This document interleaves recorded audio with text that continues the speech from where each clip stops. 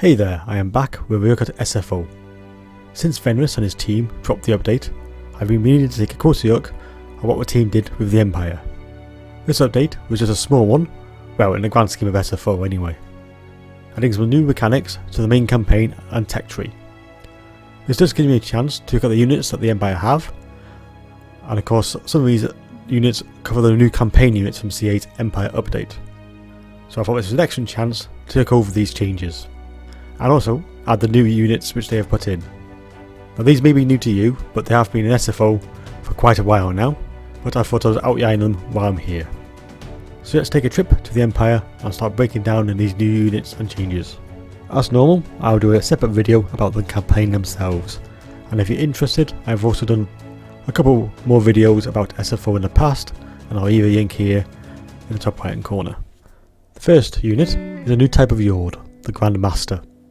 A tough melee general with a ton of buffs at his disposal. First, let's go into the actual stats. As you can see, this is a tanky general, high defense and a lot of armour, and a silver shield, making him a very tough foe to bring down. However, he possesses a reasonable amount of defense, and 225 is AP, so he can provide a bit of punch to his damage, especially on the charge. As mentioned, the buffs are where he shines. So let's go through each one. Boosted leadership provides a small but viable leadership buff, but also provides immune to psychology. A great boost for any front line, as the Empire have few units which are immune. Next, we have the Order of the Empire, a boosted charges and melee attack. Naturally very useful if mounted, and we'll come back to that in a bit.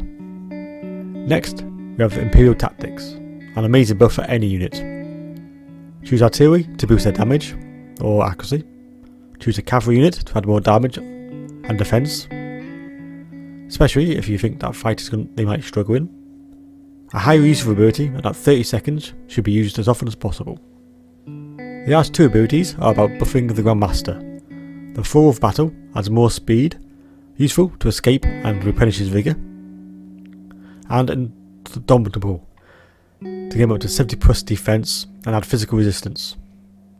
This means that not many units will be able to take him out quickly with such a stat line. Before we move on, I should mention that the Grand Master can run the mount from any of the main knight orders. To save going through them all, I should put them all on screen at once. Feel free to pause the video and take a closer look at each one, as they provide different benefits, high impact charges or even more defense, making very flexible in taking whichever cav force you prefer. With this and the Orders of the Empire buff, I prefer having them mounted and running with some cavalry to really boost that particular group of units. The first unit we're going to look at is the Wolfkin, at 575 points. What the Phrygians are to Sigmar, this unit is the same to Ulrich. Fanatics, which are most admired in the Empire, as they'll fight against anyone to protect the smallest village to the biggest castle. Unbreakable and terrible at defense, they will die horribly quickly, but I find them highly useful against the enemy chaff, be it goblins or Skaven, as they're a terror for these units and hopefully they might survive the other end. With strong melee attack for a OT unit and good damage, they can really provide some bite. They also apply a bleed on the enemy, giving them a bit more damage. This really helps them throughout the start of the fight and helps them whittle down the defense.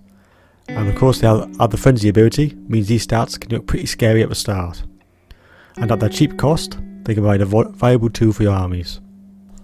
On the whole, the Empire has a particular unit ability, and as I said, pretty much all Empire units have this, called Imperial Alliance, adding some more leadership and melee defense. This is only activated when they are using combat, so it's quite handy to keep a unit lasting a bit longer in a fight. And pretty much from now on, all the units I will show will have this as well. And let's not forget, the vanilla units have this particular buff. Our unique unit for Volkmar, the Army of Sigmar. It's a horde of Sigmarite Phrygians, providing huge damage and high melee attack. With Frenzy active, as well, they can really put the hurt down, and with their 240 order strength, meaning they can really spearhead a charge at the enemy, clearing out chaff and providing a large buffer zone for your next line. Like the Wolfkin, I like to charge them straight in and get stuck into the enemy, from the off, adding damage to the weaker first line units. They may take a lot of damage, but you'd be surprised how much damage they can actually cause before they die. And of course, there's 240 of them, so they can be there a surprisingly long time. This unit, and normal fragments, have the strength of the penitent, boosting their melee defense for a while when using a fight. Very handy, and can surprise the enemy when they are still there when they expect a unit with such shield defense to be quickly wiped out. Obviously, if they get shot at, they are pretty much dead, but at the 240 model count, and at 850 cost, they can make them up their points back, but don't let them stand in it and receive arrows to the face. Keeping on the Regis theme, we have a Sigmarite Disciples at 1100 points. A much tougher unit than the previous, and I've also got a silver shield as well, with quite a bit of armour. They're also adding a really nice magic buff as well, and decent defence. A really good unit to get into the flank or just hold down the front. Not the fastest, but can certainly cause some damage on the charge, and have good AP values at 22, and of course all that magic damage. They are disciplined units, so they won't break easily, and they provide the Shield of Sigmar, adding physical resistance and some immune to psychology. A perfect unit in the centre to keep that front rank held together. This is a particularly versatile unit and can be a home in most armies, but at that expensive cost, at 1100, use them wisely. The arsenal of the Regis units, there is the equivalent for Ulrich. The Swords of Ulrich are a middle-hand unit, and a vulnerable unit at that. Their training is to go out on patrol and hunt beastmen down the Ddraig forest. If they return, they are made into a regiment, and it is particularly tough training indeed. The actual unit has more armour than the previous, and base stats are better, and of course the boost from the frenzy ability. While yakking the hard-hitting armor-piercing values of the Sigmarite Disciples, this unit provides a much tougher and still damaging unit. With better stats, they can also provide a good unit in the front line, and also provide that killing power from the second line. At the same cost, 1100 points, giving you some options from the Midian province. The Reichsguard Cavalry can also appear on foot, and at 1250 points, the Imperial Foot are what this unit represents. Given the high armour values, silver shield, and that 50 defense, you will find it be difficult to find a much better frontline unit. They hit hard as well, at 45, but the OAP at 15 means you have to be aware who they are fighting, as they will struggle against the high armour of such units as Chaos or Dwarves. They do provide a great buff, boosting leadership and vigour. So if you have this unit in the back, and the leadership is suffering from the front line, rush these forward and give those units a good boost to their leadership, as they're an excellent backup unit. The Tuchian Guard are the classic high armour piercing unit for your army, and give you an alternative option to the great swords. But this time they provide a large hammer. They come from the Midian lands, where the barbarian tribe used to roam, but these are the great descendants of these tribes, and they fight with the same zeal and kill in the name of Ulrich. They're a high impact unit, but they do act for defence, so are much suited as a charge unit and not staying in the fight too long. Even though they have 100 armour, and which does of course provide some defence. And at 1400 points, they can definitely bring some brutal armour piercing damage, as it stands at 40. And if they charge in, they can really break a unit with just that one charge. They also provide a buff, Wolf Howl, to nearby units, and can be just a turning point you need when they charge in, adding more damage and hopefully breaking that unit. Use them carefully and pick your targets well, and they can cause some serious damage, and this one is a particular favourite of mine, mainly because they look awesome. This unit and the following two are at the 1400 points mark. These are the great swords of the Right Guards, another alternative to a hard hitting charging unit. Great armour and a bit more defence than the previous, and with AP of 48 and anti-infantry bonus of 8, making them a bit more effective at charging the infantry. Just like the great swords, this unit provides a great punch for the army, and if you need more striking power, the 300 more points you spend on this particular unit can pay dividends. But don't waste this unit, at only 80 men, they can be really slowed down by horde units. Dismounted Knights of the Blazing Sun are a great choice for anti-arch defence, and I frequently use these to knock down a flank. With high defence and a lot of armour, they can provide a really good way of blocking a cav charge, and their flaming attacks means they're the bane of trolls, especially with their anti-arch values of 20 and their AP at 36, means they can cut down trolls pretty damn quickly. A natural choice against any faction with a large presence, and against the undead, and also included in my opinion. Knights of the Panther are another good defence unit, but they provide them extra damage, especially against low armour units. This is the last of the group of the 1400 points, and they provide high armour and a silver shield, and add a bit more extra damage as well, with 18 AP, and a bonus to infantry of 4. Not much, but it all adds up in the end. This is another all-round unit, which is useful in most situations and against most factions. A unit with high armour and decent damage output, and also, as a bonus, they're very durable, can be used against any faction. And also, they get bonus points for looking amazing on the battlefield.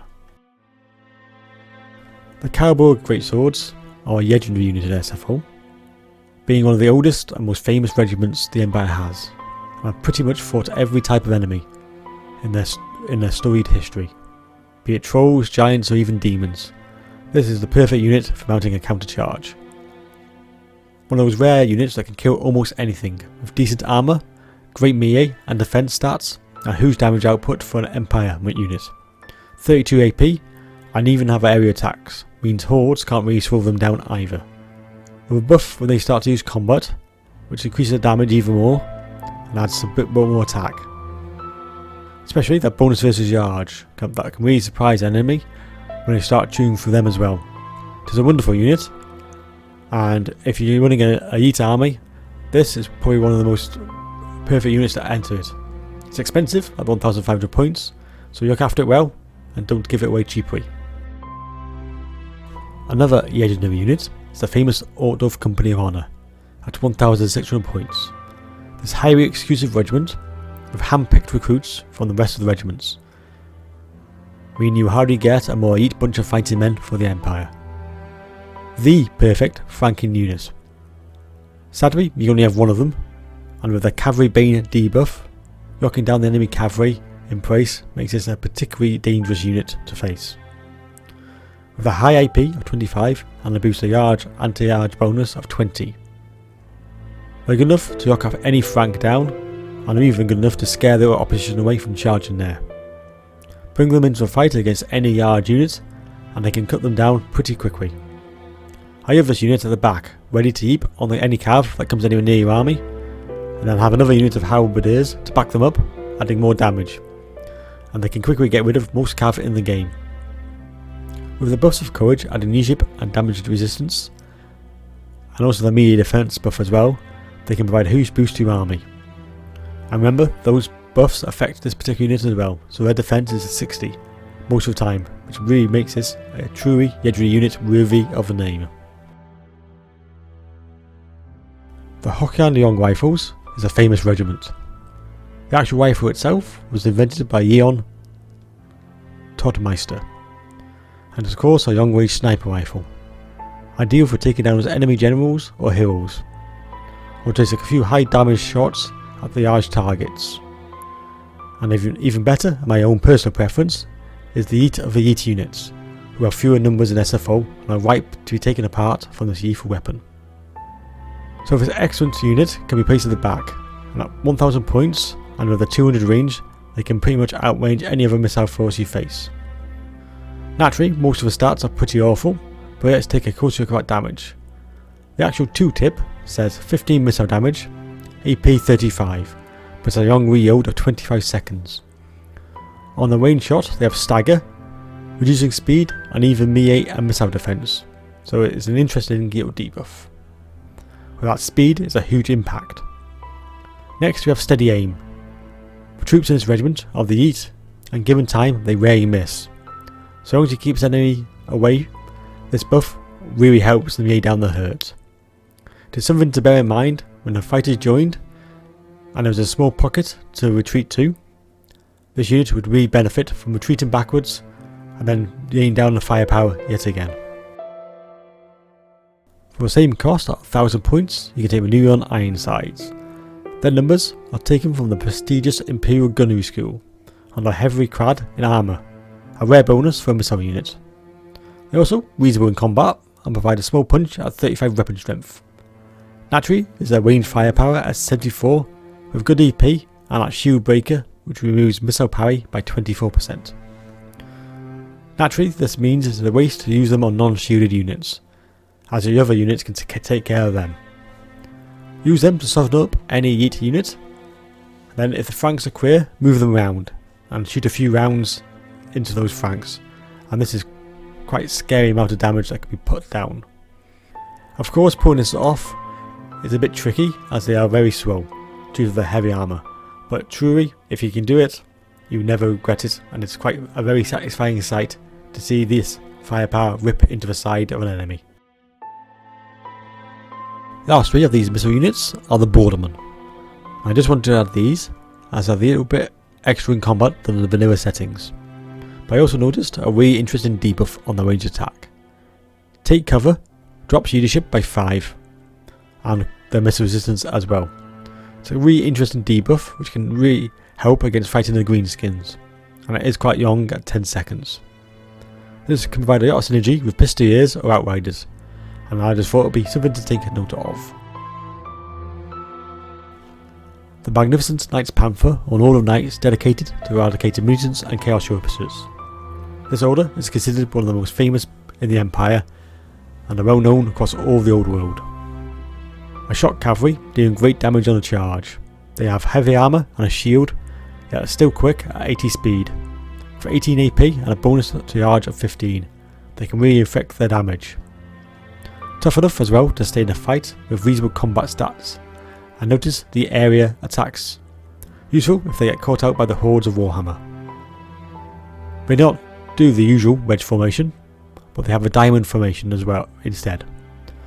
A more defensive charge with increases to parry and defense, but adding a bit more damage on that particular charge. A useful thing to put in if you want to knock the opposition down and they don't intend to retreating. Naturally, they're a great anti-car force as well, with a speed. Being 1350 points, this one is not locked to only one unit in SFO like the others. You can have a few more, but they are capped depending on how many buildings you have to unlock the Knights Panther. As an added bonus, they have the Panther Standard, a nice little thing to have when going against casters, especially bonus against chaos. Adding this over to other units around them, they can provide a really nasty combo with other cavalry units. As the Totem Guard mentioned before, the Knights of the White Wolf at 1350 points, another order of the Knights, and of course worship Ulrich. They are based in Middenheim and they are elite high armour piercing units. While slower than the Knights Panther, they do have the high armour and are wielding a huge hammer, which really hits on the charge.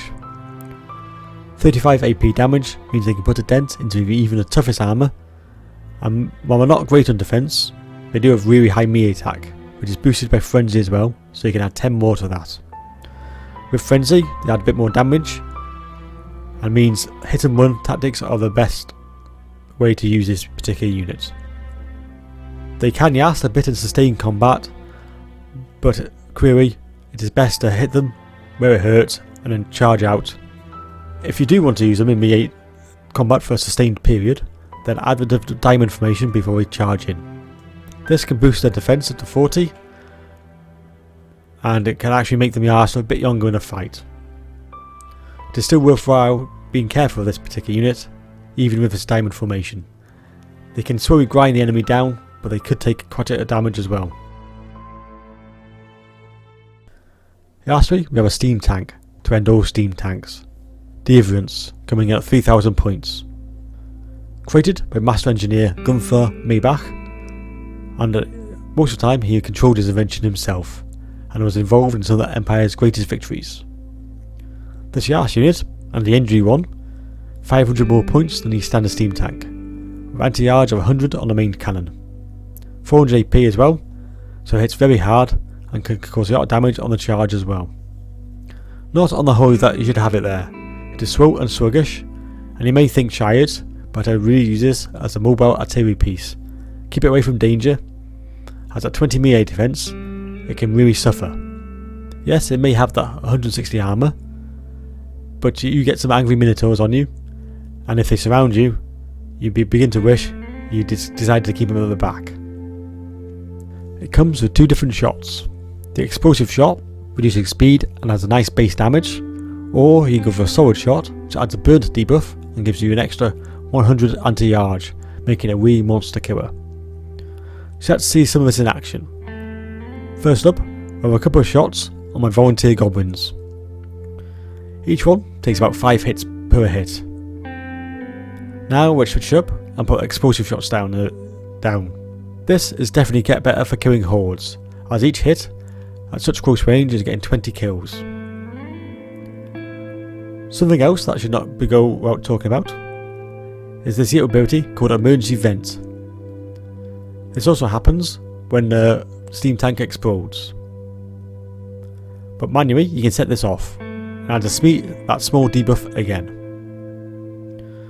But what's it look like in action? So I thought I'd get my volunteer goblins back, and here it goes. This is what happens in super slow-mo. And if you're wondering, that is 50 goblins dead in one move. And this actually broke all 3 goblin units at the time I was testing it. They soon came back, and obviously this is just one-off test, but I thought it looked pretty cool, and I thought I'd put this into the video.